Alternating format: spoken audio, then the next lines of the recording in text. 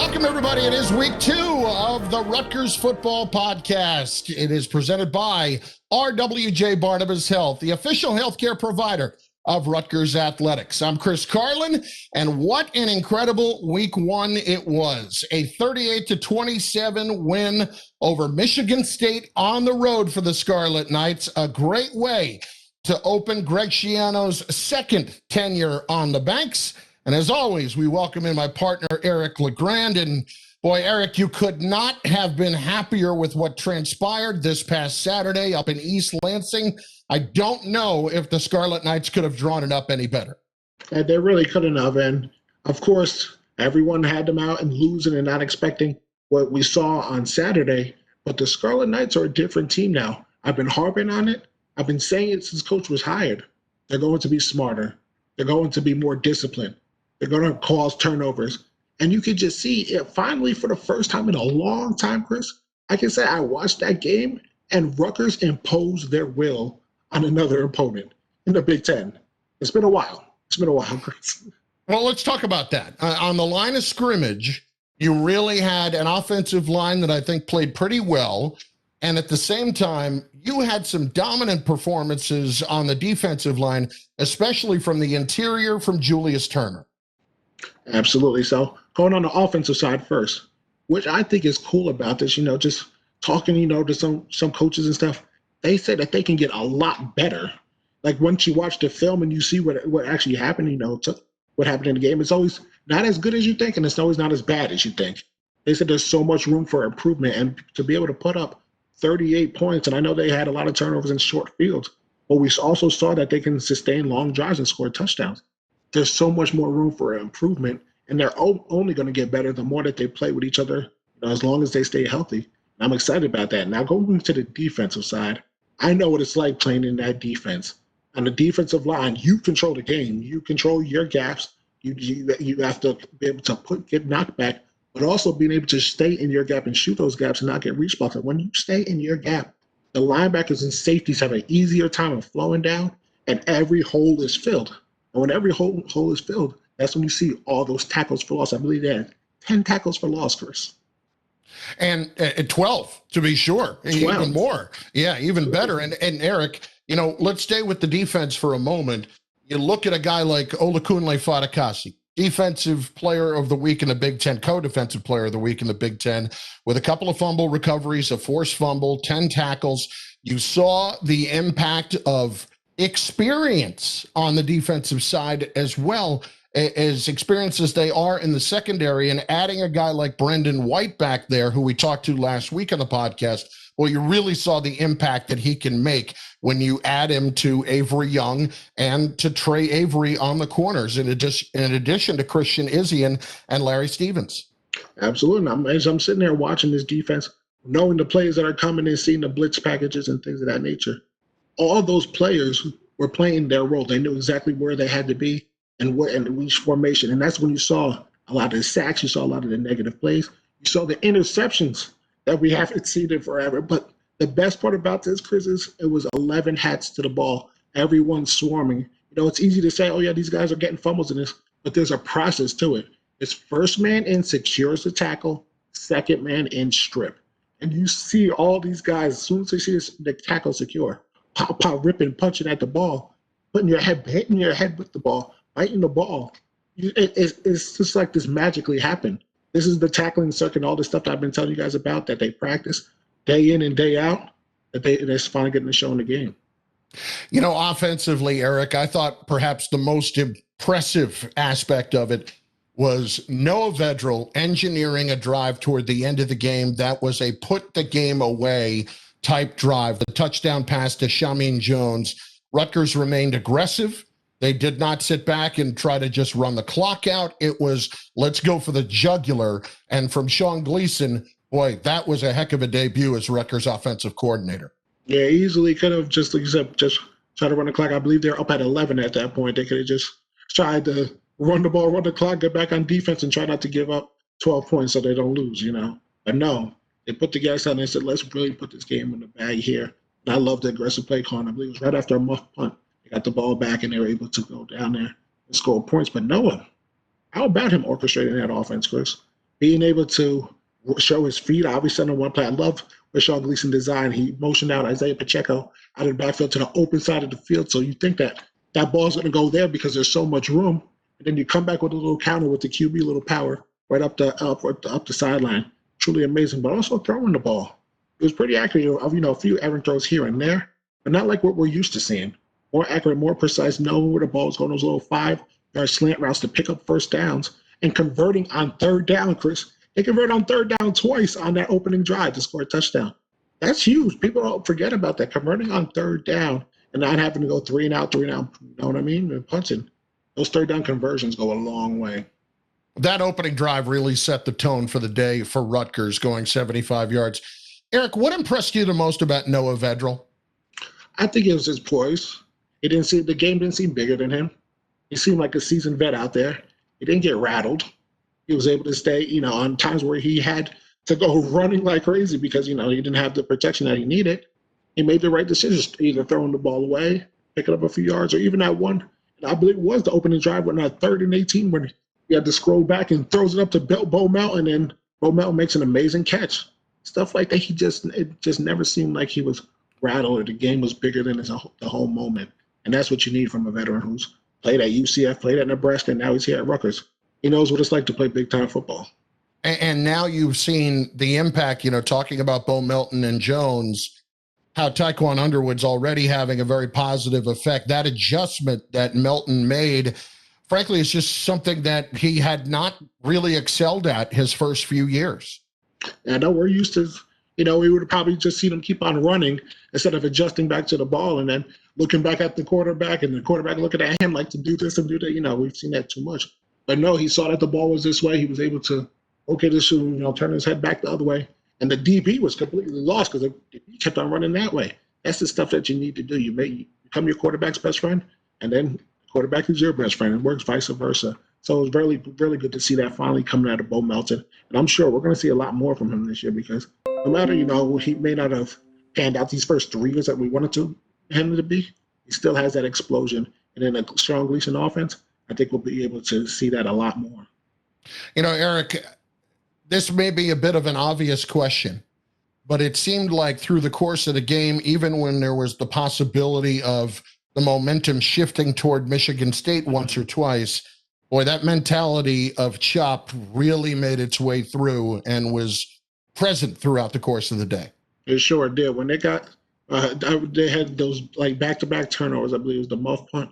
And then, and it was an interception. I forget exactly what it was, but Michigan State scored on the very next play. It was 28-20, and you can sit there like, here we go. You look at the clock, you're like, there's still a whole lot of time on this clock. But no, Rutgers was able to get in field goal range on the next drive and be able to kick a field goal.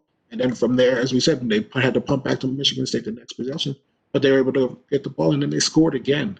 They chop every play, and they're trained for chaos. They're trained for these moments. So, like I said, the game is never too big for them. And this just goes to show what the Greg Schiano effect has on these players. Being up and not being able to hold it back. You just got to hold on now. No, we're going to continue to fight and continue to run our offense, run our defense. We know our plays. We know where we have to be, our responsibilities. That's what they did, a 60-minute chop. Well, in moments, we'll talk to the head coach about that win and about getting ready for Indiana this coming week. And, of course, your questions for head coach Greg Schiano as well. Stay with us. This is the Rutgers Football Podcast presented by RWJ Barnabas Health, the official healthcare provider of Rutgers Athletics.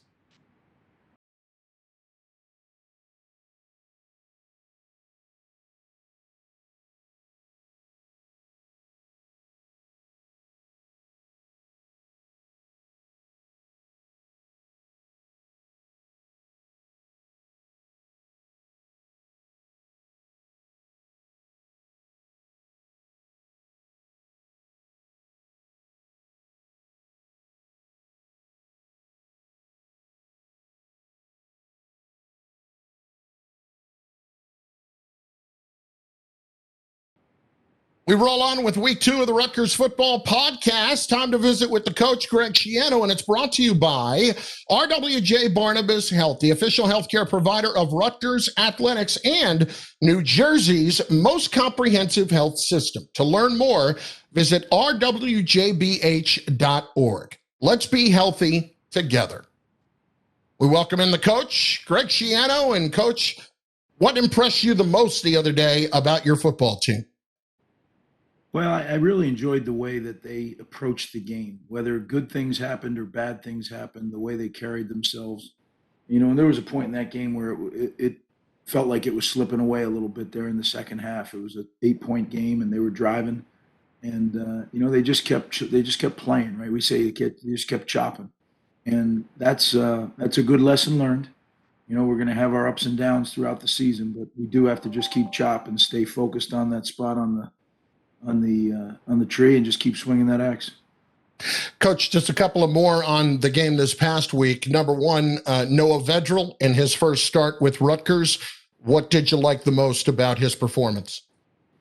I think his command of the offense. I mean, there's a throw he'd like to have back, I'm sure. There's some reads he'd like to have back, but he used both his legs and his arm. And I think the thing that he used his most was his brain. He did a great job of running the offense, and that's what a quarterback in this system needs to do. 7 turnovers, but as you referred to them on Monday, 7 takeaways. Your defense was exceptionally aggressive in trying to strip the football free. They came up with it. Just one of those things, Coach, that I know how much you stress in practice, and it's an abnormally large number, there's no doubt, but it has to be encouraging for you to help deliver that message as to just how important it is to try in every instance to get the football away. Well, there's no doubt about that. And that, when you look at stats that tie to winning, net turnover margin is probably, if not the biggest, one of the biggest. So that's our goal, right, is to take the ball away from the other team at least 3 times a game. That's hard to do. And when you have a game like Saturday, you feel like, just take the ball away. But it's hard to get the ball away from the other team. The other side of the turnover margin is that you take care of the football when you have it, right? Because what matters to winning and losing a game is the net turnover margin. So you obviously have to take it away, but you got to protect the ball as well. And when you talk about playing complementary football, it's all 3 phases that you either take it away or you protect it, depending on what side you're on. 03, Olakunle Vadakasi named co-defensive player of the week, 10 tackles. He also had a forced fumble, 2 fumble recoveries, was all over the place. We've watched this guy develop over the last couple of years, but it seems as if he's playing at a whole new level right now. It's one game, so we're not going to get too overzealous here, but he played well. He played hard, he played smart, but he's been practicing that way. We have a saying around here, practice is everything. And it really is. If you told me before the game that 03 was going to have a great game, I would say, yeah, I expect him to. He's practiced really well. The key is, are you going to be able to do that week in and week out? Getting ready for Michigan State, we had 2 Tuesdays, 2 Wednesdays, and 2 Thursdays. Those are, in football terms, certain things you do on a Tuesday, certain things you do on a Wednesday, certain things you do on a Thursday. Well, we had 2 of them. Now, for the next however many weeks, we only get 1 Tuesday, 1 Wednesday, and 1 Thursday. And if you don't have a good day, there's no getting it back. There's no do-overs. And it's critical that you build, when you build your game plan for the week, you build those practices each day to get you ready for that game. So much is talked about with the chop and being in adversity and being in a situation where you're trying to put the last play behind you and focus on the moment. But the reverse side that maybe people don't realize as much is, when you have success, you have to be able to do the exact same thing. And I would imagine that's a big theme this week for you. Well, you're right, Chris. In prosperity and adversity, right? They're 2 polar opposites. But the reality is they're equally as destructive if you let them be. So we've talked briefly about that. I'm not going to spend a lot of time on that. I just told them the facts.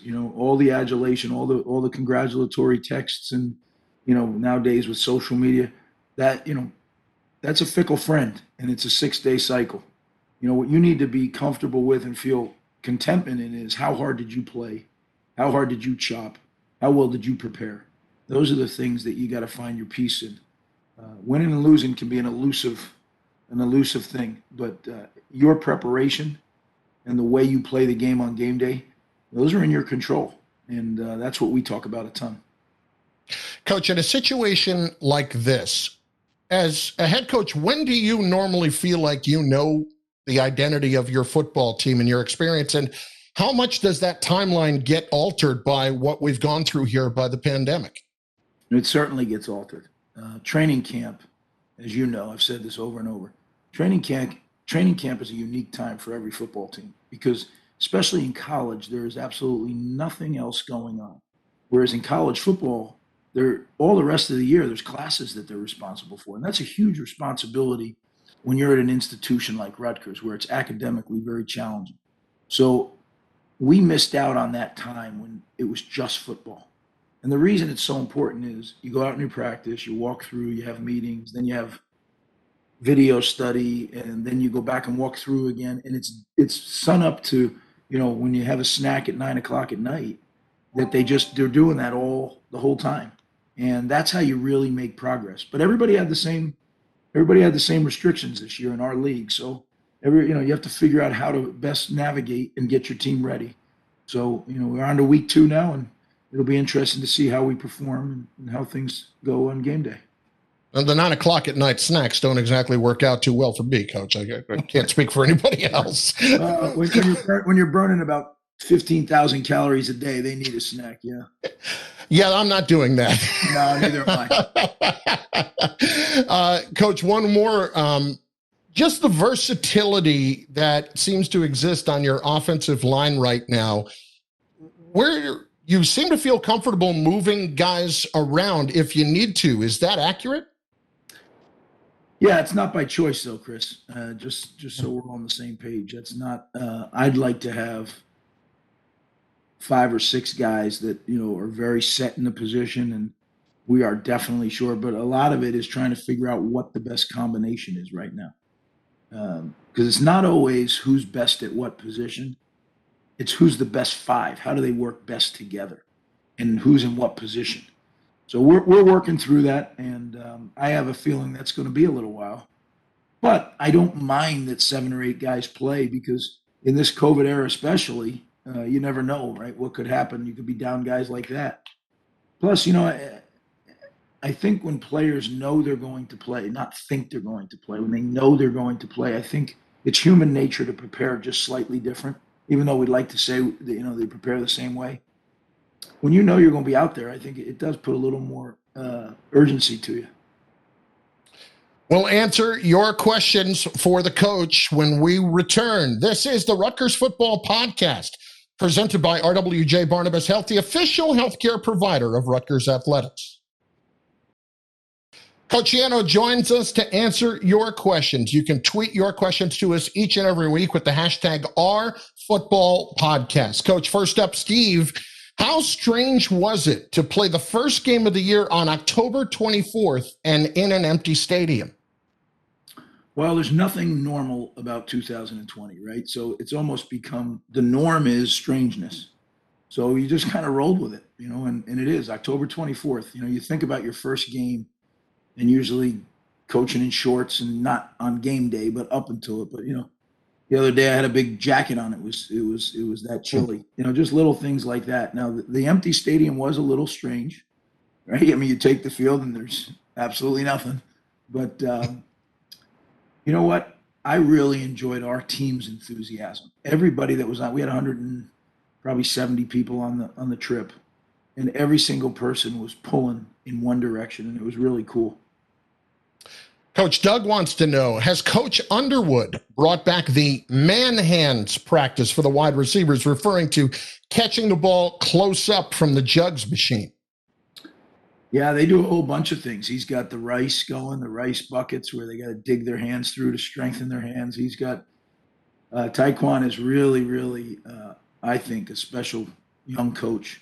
And I enjoy watching him, not only with his technical expertise, but with his relationships with his players.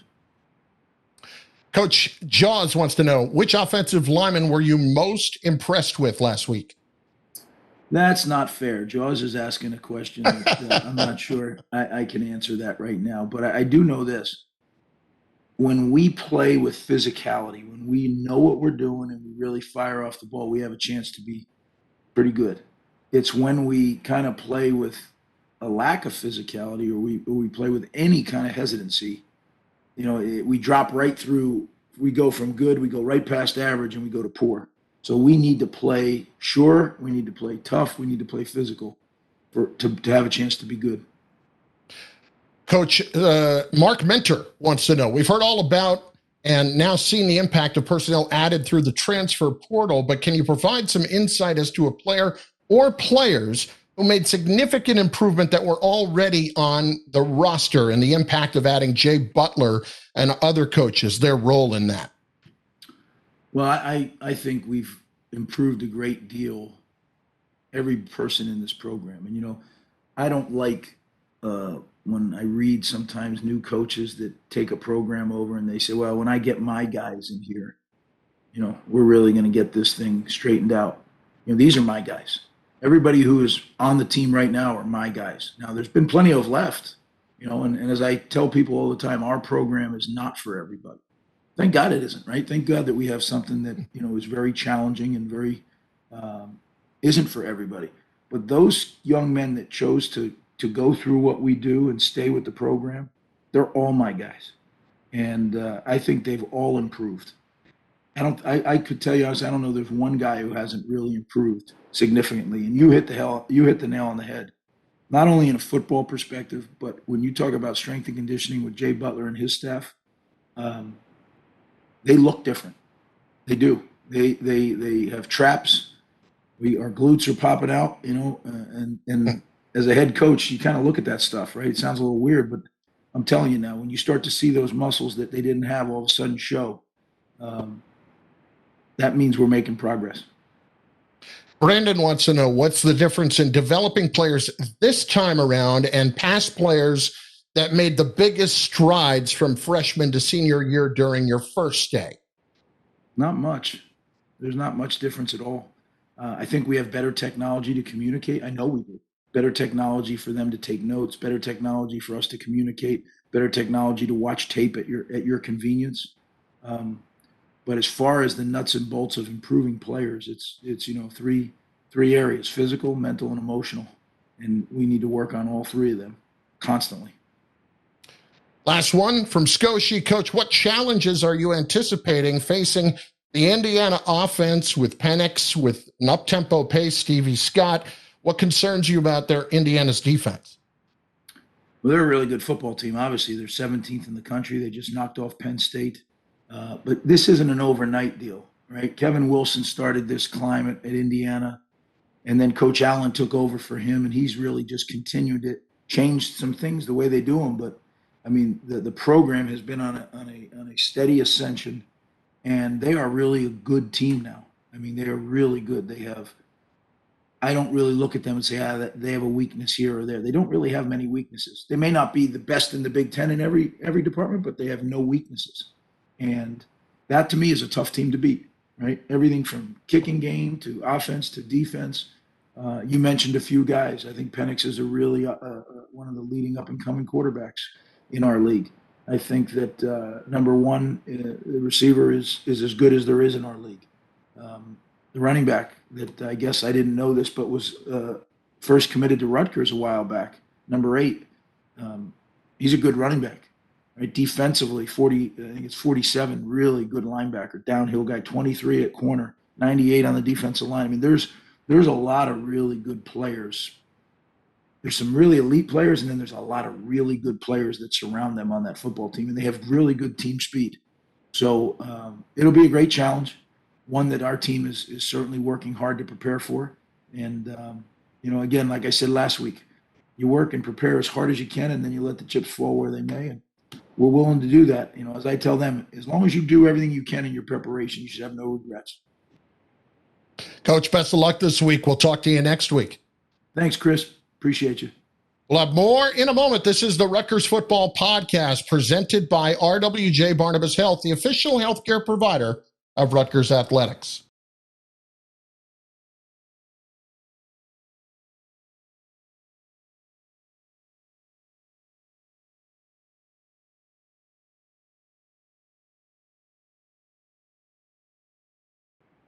In a little over a year, he has become a big part of the Rutgers offense. He's got an older brother on the banks as well, and Avery Young. Rutgers sophomore Aaron Young joins us right now on the Rutgers Football Podcast presented by RWJ Barnabas Health, the official healthcare provider of Rutgers Athletics. Aaron, how you doing, man? I'm doing great. I can't complain. I'm alive, so. Well, Aaron, first of all, had to feel great to get a win last week. Just the celebration and not only that, but then the turnaround response of the team this week. What have you seen from this team in preparing to move on for Indiana this coming week? From the win, the guys are all excited. First Big Ten win.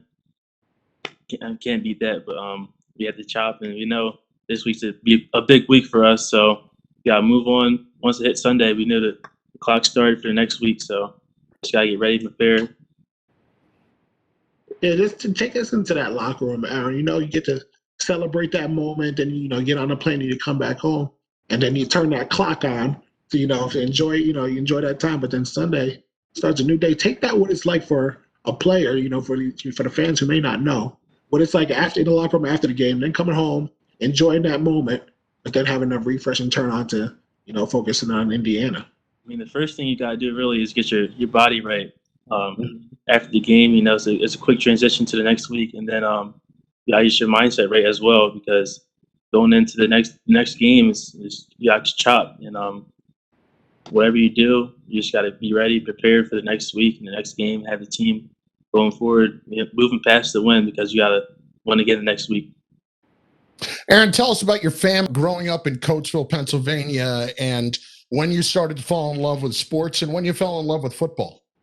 My family, I have two older brothers. One's here, Avery Young. I have another older brother named Jordan Young, Old Dominion. He plays football as well. So they kind of showed me the ropes since I'm younger than them. They showed me the ropes, and I kind of just followed their footsteps, and they fell in love with the game. I was always right next to them, right behind them, playing the game right with them. So it's always been like a kind of a family thing. So. And as you just mentioned, the family thing, you had the opportunity to choose multiple places to go to. I know at one point it could have been Michigan State, but you decided to come here and play with your brother at Rutgers. What is that like for yourself and your family, knowing that you two are both here together, playing with each other? And just what does that do for, I guess, your feeling between the brotherhood of yourself and your brother? I mean, so my dad's from Jersey. My grandma lives in Jersey still, so I mean, they can't beat that. It's only an hour 30 away from my home. They love coming down. They love seeing us. They love seeing us on TV. And they love it. I love it too. It's a great family feel. I knew I loved it as soon as I got here.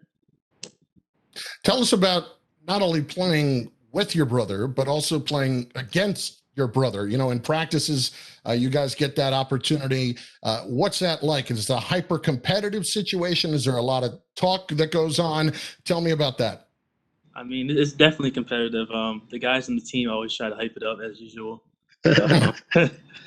It's a brother thing. They always try to hype it up, but I enjoy it.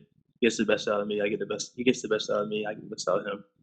I was going to ask, when Chris brought that up, hype it up, who would you say talks more? Is it Avery or Aaron? Who's the one who talks the most junk, and who's the one that's more, relaxed and laid back? For the most part, I would probably say we're both relaxed and laid back, but if I'm the mad one in the situation, I'll probably talk more. Aaron, you're a guy that can do a lot of different things offensively, whether it's running the football, whether it's catching the football. You're such a versatile weapon. When did that versatility in your game start to emerge? Was it in high school? Was it even before that? I would say it started when I was little. My dad got me going. First, it started with blocking. He said you can't do anything. You can't run, you can't catch unless you know how to block. So it started with that, and then got me and Avery all catching the ball and running. So we learned it all at a young age. I'm thankful for him to be able to teach me those lessons. That's awesome. And then being in a room with, that running back room with a guy like Isaiah Pacheco, you know what he brings to the table each and every week, a tough, hard-nosed type of running back. What kind of mentor has he been into you? I know you guys are only maybe like a year or two apart, but what type of a mentor has he been for you since you got on the banks? I would say since I kind of came in on Avery's visits all the time, I got to meet him right away, and we kind of clicked. So it was just like he was already a brother to me, and we always help each other out when we need something in the room.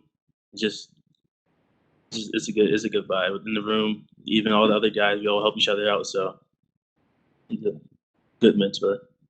We're visiting with Aaron Young, Rutgers running back / receiver. Aaron, tell me about your relationship with your teammates and how quickly you really felt like you were a part of a family at Rutgers. I would say as soon as I came in, that's the family feel that I was talking about. That's why you got me to come here. The locker room atmosphere, you can't beat it. It's just a bunch of guys that love each other and do anything for each other. And that's what I loved about this program. All right, I want to have a little bit of fun with you here. I've been asking this question for a few years now.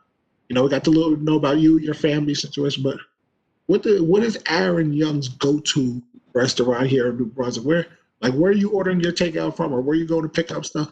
Where is it at here? What are you eating? Where at? Go-to, I would say Diesel and Dukes. That's the spot. That's the spot. We're telling Brendan White about it last week, and he's like writing it down. He had to know about it, and he's like, "They put a fried egg on those burgers." Like, yeah, they do. What is it? What is the go-to order at Diesel and Dukes? Double smoke show, no onion ring, with fries and the peach tea. That's the go-to. That's the go-to. What about your free time, Aaron? Are you a guy that loves to watch a lot of TV? Do you play video games? What's your go-to? When I had the time, I watch TV, but for the most part, just chilling with some guys on the team, a couple guys I'm close with, and then I got the luxury of having a brother here, so that's helpful too. He's shown me a lot of stuff that I don't know about on campus, but most of the time it's homework and school and preparing for the next game. So, and I was going to say, through this all, how has your discipline had to show the most, going through this whole COVID-19 and just staying focused on the task at hand?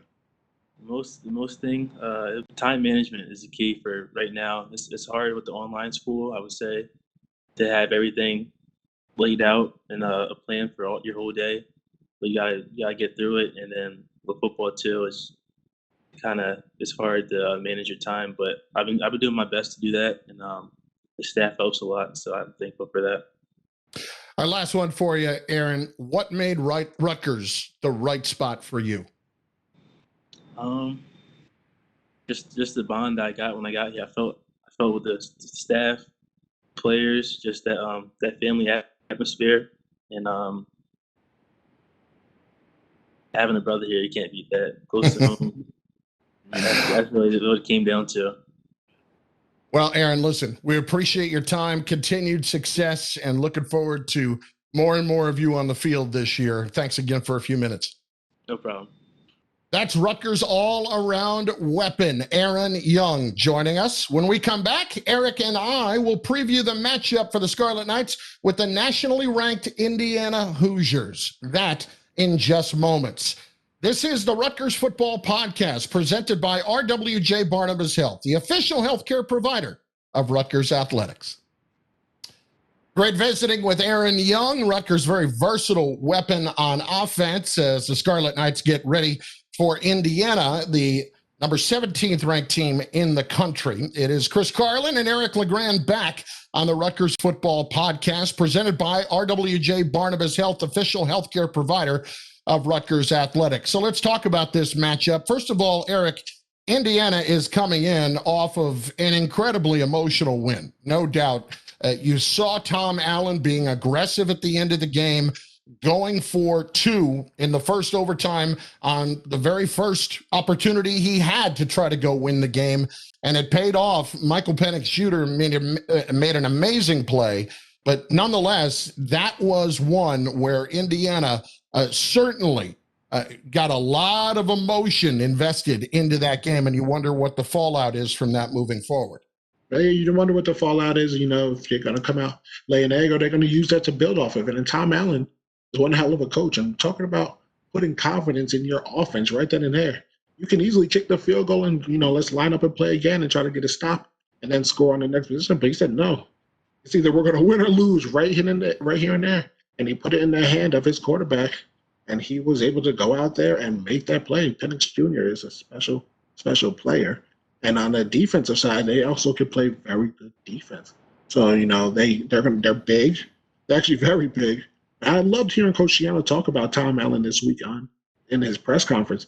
He knows exactly what he did, that method of going down, using those roots down in Tampa, that he was able to recruit some players from Florida, bring them up there to Indiana, develop them, create a toughness in their program, and now they're very respectable.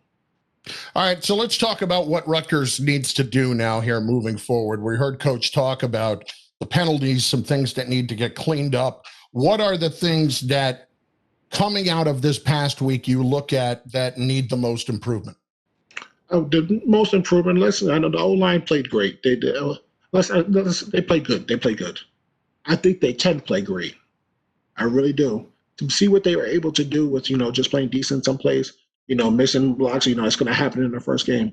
I think they can get better. And it's cliche to say, but it's going to be one on the line of scrimmage this week when it comes to Rutgers offense versus Indiana's defense. Their front seven, they can get after it a little bit on Indiana's side. They're strong, big guys. Let's see if Rutgers can continue to move these people out the way and get, Isaiah Pacheco and Aaron Rung the ball to be able to do what they do, and let's see if they can protect them long enough for their veteran quarterback, Noah, to make the right decisions down the field. So, like I said, it's going to be one on the line of scrimmage when it comes to the offense. Indeed, Rutgers offense versus Indiana's defense. Look, 7 takeaways is a big number, and you can't expect that every week, especially considering Rutgers hadn't done that in 20 years. But if you're able to take it away a couple of times, keep it in the positive side, that's always a good thing. Eric, just operating under the assumption that 7's not going to be that number again, what does the offense have to do to continue that consistency? You touched on it there a little bit more, but take me a little bit more in depth on the run game and on the pass game. Yeah, so they're going to have to be able to convert more long drives like we saw in that first possession of the game. Like you said, you're not going to be able to have a short field every single time you get the ball. We're going to have to see more sustainability, and we're also going to have to see some connections deep. They tried it. They tried a few shots down the field, but they didn't. There was no conversion of it. We're playing in the Big Ten. You're going to need those splash plays. It is hard to drive up and down the field with 4-yard plays, 3-yard plays, 6-yard plays. You're going to need those 15 to 25 plus yard plays down the field, which I really think they're struggling to have to work on. Getting enough separation in that time and then actually going up there and making the catch. That's going to be what needs to be improved on the most if they want to be successful with not thinking that they're going to have 7 turnovers every game. Eric, what kind of an impact can the start of last week have on the minds of recruits? Coach Schiano and his staff have been out there and have done an amazing job so far, but to see some early results, how can that affect recruits? Huge. After watching that and seeing Rutgers actually being talked about now by Kirk Herbstreit and the media, recruits' eyes are like, oh, what just happened? It's an eye-opener. Listen, let's not try to, hide behind it. No, it's an eye-opener for these recruits. They're saying, wow, he did that in this offseason. That's the first game. That's what they came out and did. Now say they can, they can continue that and beat Indiana this week. Recruits are like, okay, we have to actually take this seriously. This man is on a mission. He's on a plane. He knows what he's doing, and he stands by his words. Let's start paying a lot more attention to this Rutgers football team. I believe that Coach Schiano is going to do that. Well, I know that we would much rather have everybody at the stadium on Saturday and tailgating, especially the tailgating, but also just the incredible support. They can't be there, but by all means, be with us. It's a 3:30 kick. It's Rutgers and Indiana. Eric, Ray, myself, Fooch on the call, in addition to Mark Malusis and Julian Penix-Odrick on Rutgers Countdown to Kickoff beginning at 2:30. And, of course, the game will be on BTN on TV at 3:30. Eric, Good stuff. Looking forward to Saturday and hopefully talking about another Rutgers win next week. I can't wait. I'm all giddy over here. You can't take me off my cloud nine, Chris, from Saturday. Not until 3:30 this Saturday. Absolutely. We'll look forward to it, and we'll see you then. Thanks so much for tuning in to week 2 of the Rutgers Football Podcast, presented by RWJ Barnabas Health, the official healthcare provider of Rutgers Athletics.